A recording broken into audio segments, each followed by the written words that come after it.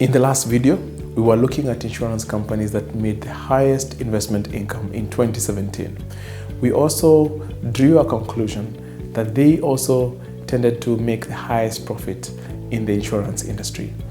And in today's video, we want to delve a little bit deeper and understand what decisions do they make to make that kind of investment income. So please join me as we look at the asset allocation of insurance companies. My name is Mishimoto, the Managing Director of Nabo Capital, and you're watching Invest in Africa.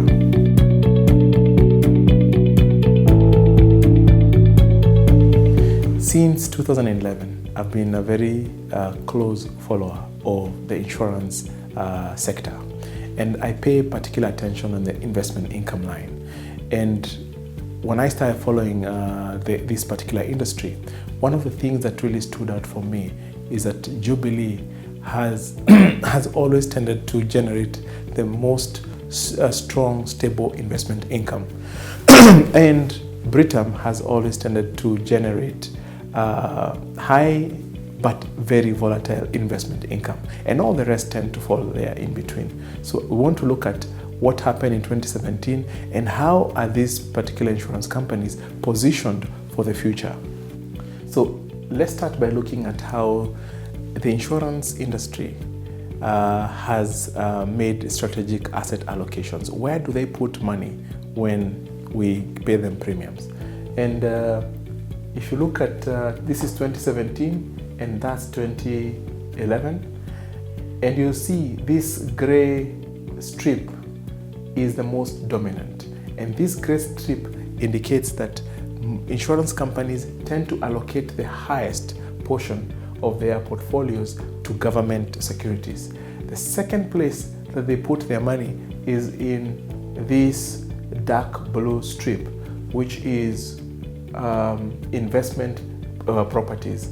And you'll see 16% was allocated to or has been allocated to investment properties, and it has been ranging between 14.5 to 16 to about 17.6, actually 18.3 is the highest. So the next place where insurance companies like to place money is in equities, and you'll see this light blue strip. We started in 2011 at about 18.4%, and it has tended to shrink until in 2017 it was at about 11.2%. What else here can I highlight? So placement in the insurance, by its very nature, it's a highly liquid sector, and therefore they tend to place quite a bit of money in placement with banks. And you can see from 2011 they were at about 17.1. 2017 they are now standing at about 8.2, which is the lowest, which means this is the most aggressive asset allocation as an industry that I've ever seen. Let's move to individual companies, and we've isolated what we would consider to be the top insurance companies in Kenya. And I'll start again to the company that we saw generated the highest investment income, and that was Jubilee. So how did Jubilee manage to generate the highest investment income? You will notice quite conspicuously that Jubilee allocated about 60% of their portfolio to government securities. So Jubilee took a bet on government securities, and this is probably what paid off most. So they got it right there. The second place that we can see, the second allocation that really stands out for me is that Jubilee has the lowest allocation to investment in properties, which is about 7.8%. And investment in properties has been the best performing asset class over the last 5 years on average. But if you look at the most recent years, 2017, 2016, it has really slumped down, and there are no capital gains that we were seeing in the previous years. So Jubilee got it right by allocating the least to investment in properties. What else really stands out for Jubilee? Jubilee allocated only 4.2% to listed equities. And this is where, for me, I would fault Jubilee, because 2017 was a very good year for the equities market, and it is quite clear that they missed out on an opportunity. So my challenge to the Jubilee team is they have done very well to be able to achieve stable, strong investment income year in, year out. The thing that I think you can do now to enhance that is to add a little bit of agility to your portfolio by injecting your more into your equities as and when the markets are favorable, and you can always feel free to shrink it when the markets are not favorable. That means you'll be able to enhance your returns going forward. So very, very difficult to improve on what Jubilee is already doing, but there is still some headroom to improve. The second company that stands out for me is Britta. And Britta was able to generate 6 billion shillings in investment income. And how are they able to do that? Their highest allocation was in listed equities, 42.7%. And last year, 2017, was a fantastic year for anybody who was investing in the equities market. So that is really what propelled them to come number 2 in terms of investment income. What else really stands out is their allocation to properties is about 18%. The average return for properties over the last 5 years is 22%. 5% is the rental yield, and 17% is the capital gains. And what we've seen in the most recent years, in the latter years of the 5 years, is that capital gain has disappeared, and therefore you end up anybody who was allocated to investment in properties then was their yield was dragged by that. And the question is, going forward, what do we foresee? Is the real estate likely to continue with the rapid rise in prices? In my own personal opinion, I think those days are behind us. Now we're going to just see, general, a very slow increase in prices, if at all. We've had a period of, market exuberance in the real estate, and I think that period is well behind us. We have quite a number of properties that have been put out there, and they're still waiting to be rented. So we are likely to see some bit of stagnation for a couple of years before we pick up pace again. So with 18% allocation to properties, it's highly illiquid.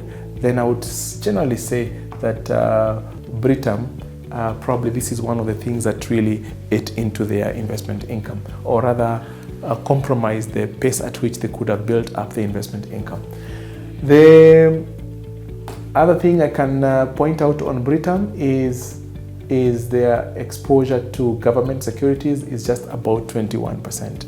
I personally feel for an insurance company, and given what we have seen in Jubilee, I think they are underweight, and if they would up their investment in government securities by selling a little bit of the equities where I feel they're overexposed, I think they would be able to get a little bit of more stable income. And generally, with Britta, what we have seen is that investment income is very good in 1 year, and in the following year, it tends to slump when the markets are down. And that is the big challenge to the management team and to the investment team. How can they stabilize their investment income and make it strong and stable and predictable? By allocating more to government securities and reducing their exposure to listed equities. Let's move to the third insurance company that is of interest. It's UAP Insurance, or UAP All Mutual as they call it today.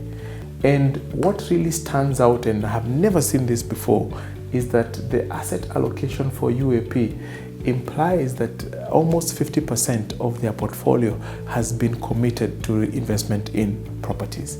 And that means that you have a highly illiquid balance sheet, and also you have another concern: if the real estate sector is going to continue experiencing the stagnation or slowness that we have been experiencing the last 1 or 2 years, then it really compromises on their ability to generate a healthier dose of investment income line. So I see it as an opportunity for Old Mutual, UAP Old Mutual. How can they make this to be a more liquid balance sheet by moving some of the money upwards to other asset classes?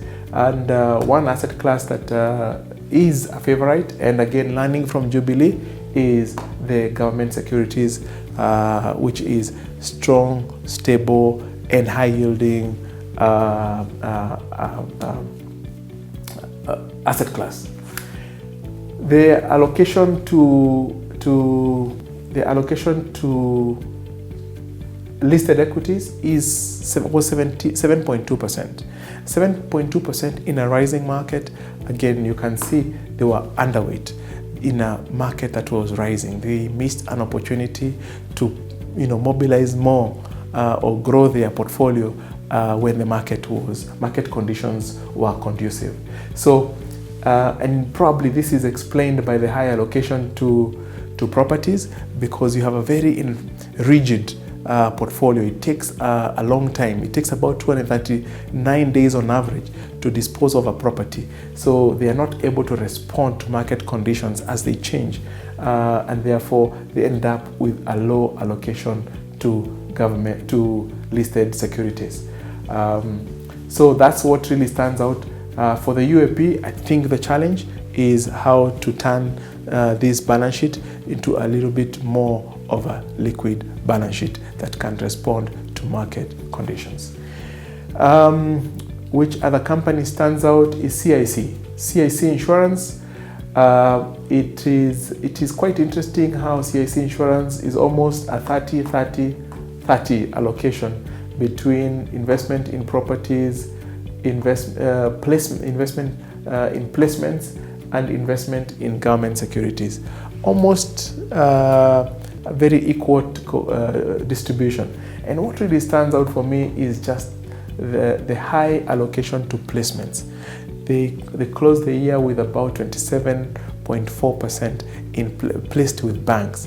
These are low yielding asset class, and to commit 27% just means that they were not able to maximize on the opportunity that they had, or unless they received quite a bit of money towards the end of the year.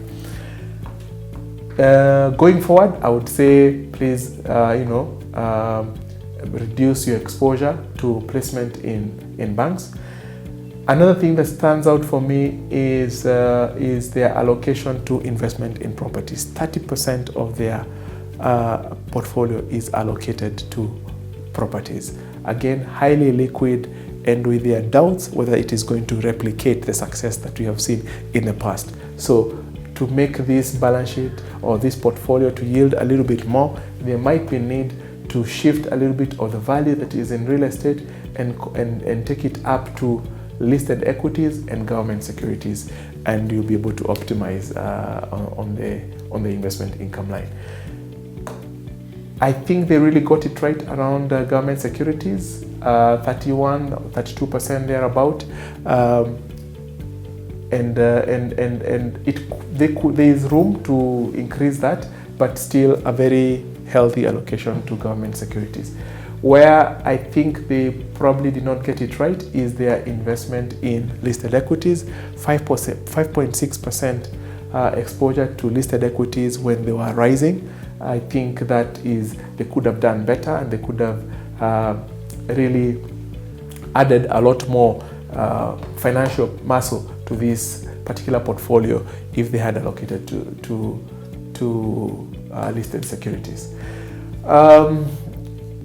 I think the only other one that I can talk about is ICEA Lion. ICA Lion, very, very interesting allocation there. Very close, almost like Jubilee in terms of their views on government securities. They had 54% in government securities, and that must have worked out very well for them. Well done for that. Where the exposure to real estate or investment properties, 29%, just shy of 30%. Again, I feel it's a little bit on the high side. I think going forward, that's an area they should look at as an opportunity to improve on their allocation. The allocation to listed securities, 11.3. Again, I think I would consider that to be underweight, and they could have done better. And probably a lot of money was tied in properties, and that is what compromised the allocation into equities.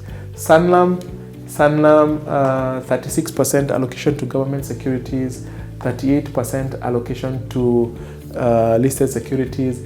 This was a good allocation in listed equities last year, but again, that exposes them to a little bit of volatility, so they should take care this year, and I hope they have done some adjustments, because it's a bit more of a challenging year than it was last year to be able to continue preserving their strong, stable investment income base. Government securities, there is room to improve on that, and I think the allocation to investment in properties, I really cannot fault them. It's fantastic at 12.3%. Yeah, so this asset allocation is really what really determines how an insurance company is going to generate investment income going forward. And if you look at it, if it continues to look the way it is, then my bet would be around Jubilee to come out tops next year. There you have it. Thank you for watching. I hope you have enjoyed that conversation, and this again are my personal opinions. If you have any different opinion, please feel free to engage me, and we'll have a nice conversation. My name is Pius Mugo, the Managing Director of Nabu Capital, and you're watching Invest in Africa.